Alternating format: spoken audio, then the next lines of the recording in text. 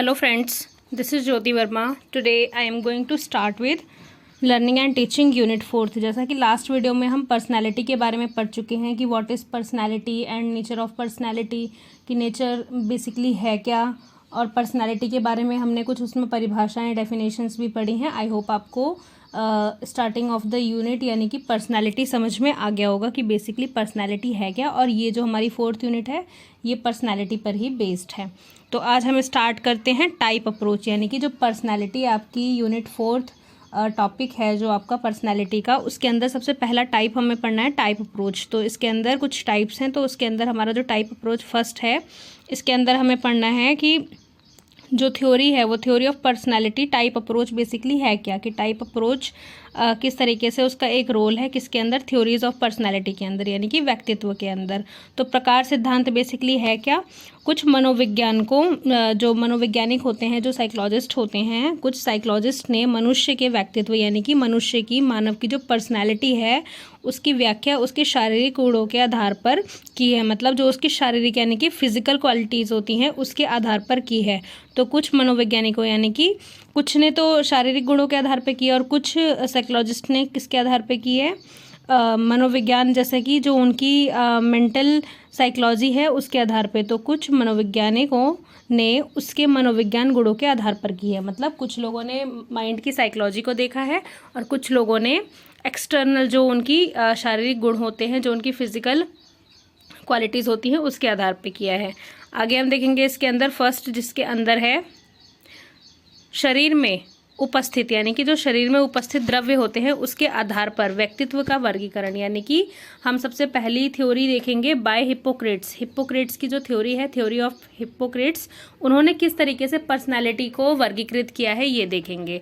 तो उन्होंने जो वर्गीकरण किया है उसके हिसाब से फर्स्ट है पीले पित्त वाले व्यक्ति, यानी कि जो पीले पित्त वाले व्यक्ति होते हैं, ये जो इनका हिप्पोक्रेट्स का मानना था कि पित्त के हिसाब से जो व्यक्ति होते हैं उस हिसाब से इनका वर्गीकरण किया जा सकता है कि ये किस पर्सनालिटी का इंसान है। तो इसके अंदर बेसिकली क्या है कि जो फर्स्ट है पीले पित्त वाले व्यक्ति, इस प्रकार के व्यक्ति शारीरिक रूप से कैसे होते हैं, कमज़ोर होते हैं। मतलब जो पीले पित्त वाले व्यक्ति होते हैं ये लोग जो होते हैं शारीरिक रूप से यानी कि फिजिकली ये कमज़ोर होते हैं, बेचैन रहते हैं, तुनक मिजाज के या फिर मंद व्यक्ति होते हैं। तो ये फर्स्ट था हमारा हिप्पोक्रेट्स के हिसाब से first part of this theory, कि पीले पित्त वाले व्यक्ति शारीरिक रूप से कैसे होते हैं, कमज़ोर होते हैं, वीक होते हैं, बेचैन रहते हैं, हमेशा तुनक मिजाज के होते हैं और मंद व्यक्ति होते हैं।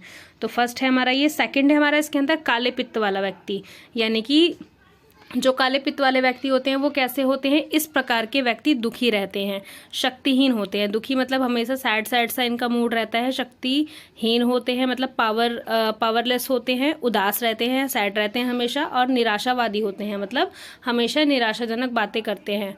तो ये दो प्रकार हमने इसके अंदर देखे। आगे हम देखेंगे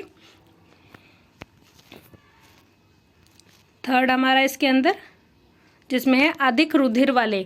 मतलब जो अधिक रुधिर वाले होते हैं इस प्रकार के व्यक्ति खुशमिजाजी होते हैं, उत्साही होते हैं, शारीरिक रूप से सबल होते हैं, संवेगात्मक रूप से स्थिर होते हैं, और ये आशावादी होते हैं। यानी कि इसमें 4 क्वालिटीज़ हैं, उत्साही होते हैं, शारीरिक रूप से सबल भी होते हैं, संवेगात्मक रूप से स्थिर भी होते हैं, और आशावादी भी होते हैं।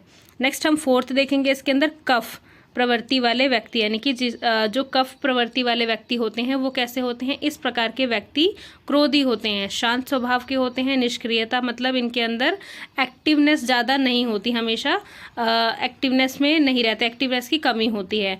इनका स्वभाव चिड़चिड़ा भी होता है, मतलब ये चिड़चिड़े स्वभाव के होते हैं। तो ये कफ प्रवृत्ति वाले व्यक्ति होते हैं। तो इसमें 4 टाइप्स थे, पीले पित्त वाले व्यक्ति, काले पित्त वाले व्यक्ति, और उसके बाद अधिक रुधिर व्यक्ति, और कफ प्रवृत्ति वाले व्यक्ति। तो ये 4 प्रकार के हिप्पोक्रेट्स जो आपके साइकोलॉजिस्ट हैं इनके हिसाब से उन्होंने ये थ्योरी दी, और शारीरिक रूप से इस तरीके से इन्होंने किसी की भी पर्सनैलिटी को वर्गीकृत किया। तो आगे हम देखेंगे हिप्पोक्रेट्स जो आपके साइकोलॉजिस्ट हैं इन्होंने यह सिद्धांत 400 ईस्वी पूर्व में दिया था।